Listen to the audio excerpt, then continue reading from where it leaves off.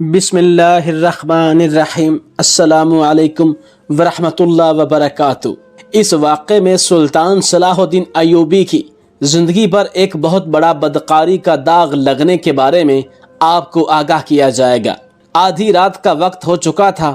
صلاح الدین ایوبی جو کہ مستقبل کا سلطان تھا، اس پر ایک شاریہ نامی لڑکی نے بدکاری کا الزام لگا دیا تھا۔ قاضی ابن ارسون جو کہ سلطان صلاح الدین ایوبی کا استاد بھی تھا، صبح اس مقدمے کو سننے والا تھا۔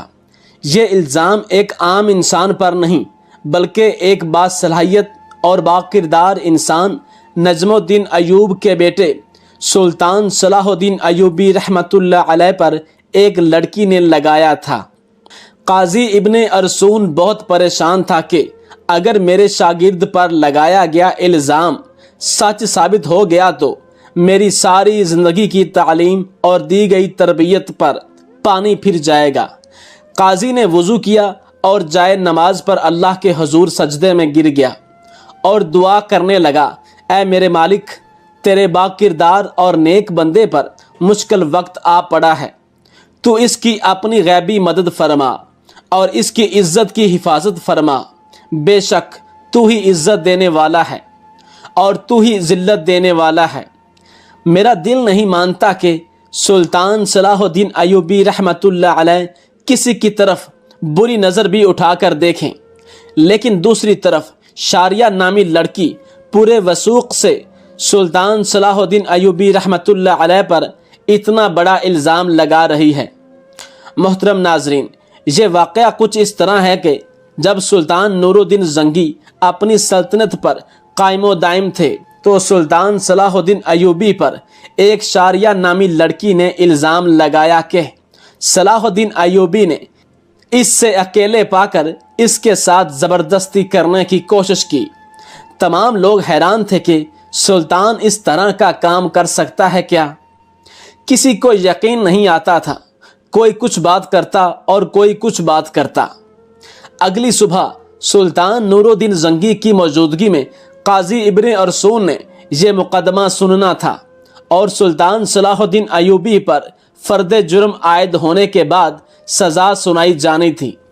صلاح الدین ایوبی رات کو ساری رات بخار میں تڑپتا رہا اور اللہ سے دعا کرتا رہا، اے میرے مالک، تو ہی میری مدد فرما، تو ہی بہتر جانتا ہے، تو ہی سب سے سچا ہے، بے شک میری مدد کرنے والا صرف تو ہی ہے۔ صبح کا وقت ہوا تو سلطان صلاح الدین ایوبی کا بخار بہت زیادہ تھا۔ صلاح الدین نے وضو کیا اور نماز کے لیے کھڑے ہو گئے۔ نماز ختم کرنے کے بعد اللہ کے حضور سجدے میں گر کر دعا مانگی اور کہا، اے میرے مالک، تو ہی میری عزت رکھنا۔ وہ دن نجم الدین ایوب خاندان کے لیے بہت ہی عجیب دن تھا۔ لوگ بڑی بے تابی سے اس لمحے کا انتظار کر رہے تھے کہ جب سلطان نور الدین زنگی کی موجودگی میں قاضی ابن ارسون اس مقدمے کو سنیں گے اور سلطان صلاح الدین ایوبی کے ساتھ کیا ہونے والا ہے، کیونکہ اس وقت بھی کچھ لوگ نور الدین زنگی کے خلاف تھے جبکہ کچھ لوگ نور الدین زنگی کے ساتھ تھے۔ اس لیے لوگوں کے ذہن میں مختلف سوالات تھے۔ سورج طلوع ہو چکا تھا۔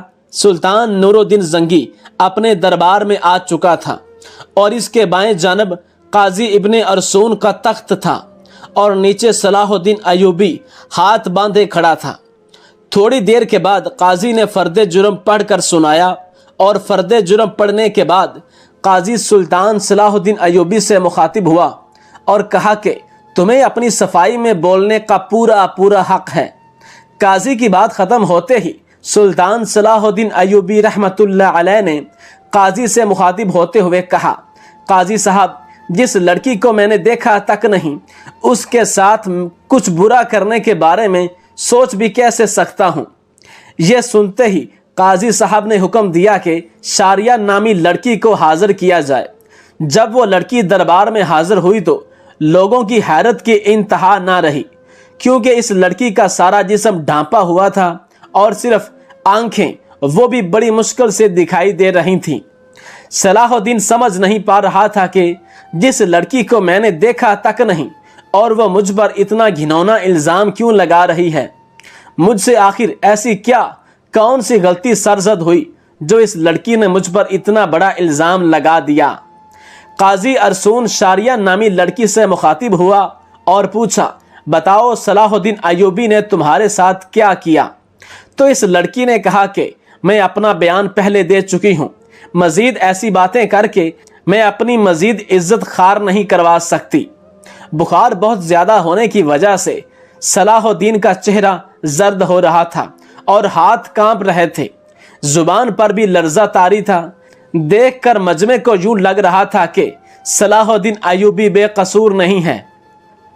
سلطان نور الدین زنگی بڑے غور سے یہ سارا منظر دیکھ رہا تھا۔ پورے دربار میں سناٹا چھایا ہوا تھا، لوگ بڑے غور سے صلاح الدین ایوبی اور اس لڑکی کی باتوں کو سن رہے تھے۔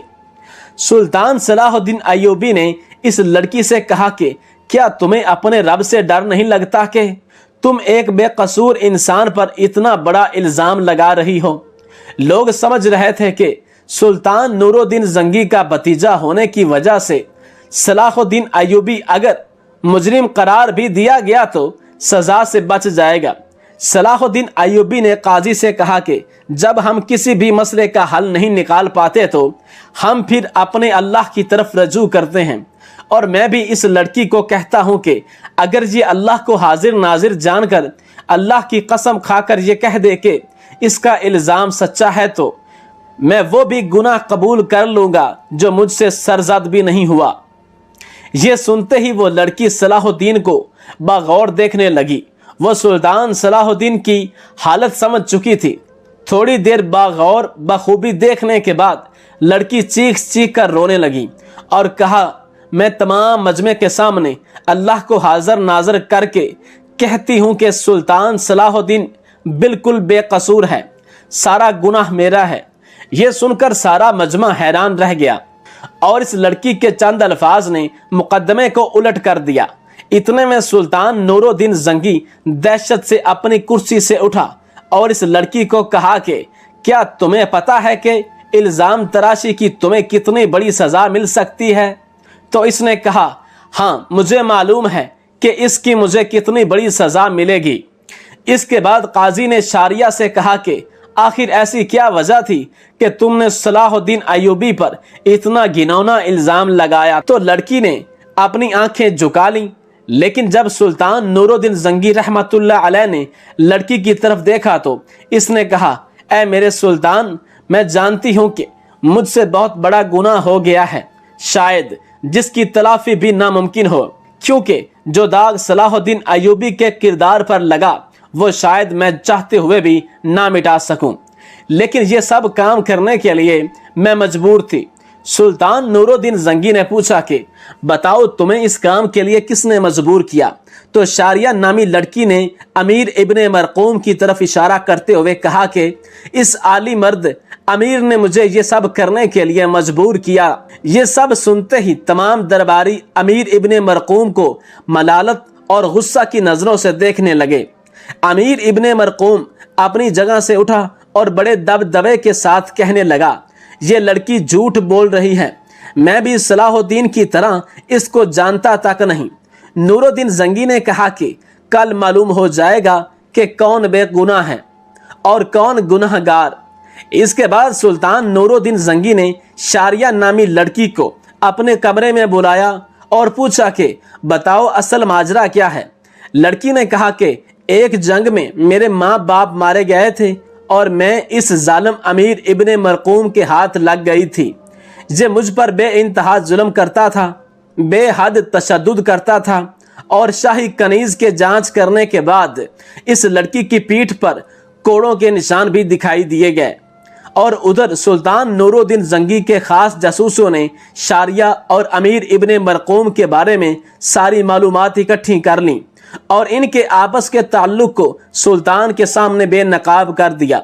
یہ دیکھ کر سلطان نے اگلے دن پورے مجمع کو ایک جگہ پر اکٹھا ہونے کی دعوت دی۔ یہ دعوت اس لیے تھی کہ قاضی ابن مرقوم کی سزا لوگوں کے سامنے دکھا سکیں۔ تمام لوگ بڑی بڑی دور سے امیر ابن مرقوم کی حالت دیکھنے کے لیے آئے۔ جب اس کو میدان میں لایا گیا تو سخت زنجیروں میں جکڑا ہوا تھا لوگ اس کو ملامت کی نظروں سے دیکھ رہے تھے۔ شریعت کے مطابق اسے 70 کوڑے مارے گئے اور اس کے بعد سلطان نور الدین زنگی نے اس کی تمام جائیداد ضبط کر لی، اس سے شاہی عہدہ بھی لے لیا اور اس کی تمام جائیداد سلطان صلاح الدین ایوبی کو دینے کی دعوت کی۔ لیکن سلطان صلاح الدین ایوبی رحمۃ اللہ علیہ نے یہ کہتے ہوئے ٹھکرا دیا کہ میں کسی کا مال اپنے حصے میں رکھ کر غاصب نہیں بننا چاہتا، اور اسی طرح سلطان صلاح الدین ایوبی رحمۃ اللہ علیہ کی اللہ تعالیٰ نے غیبی مدد کی اور اس کے وجود پر لگا یہ بدکاری کا داغ دودھ کی طرح دھل گیا۔ بے شک اللہ اپنے بندوں کی مدد فرماتا ہے۔ جو انسان گناہ، بدکاری، زنا سے بچتا ہے تو اللہ تعالیٰ اس کی مدد فرماتا ہے، اور جس کا کھلم کھلا واقعہ قرآن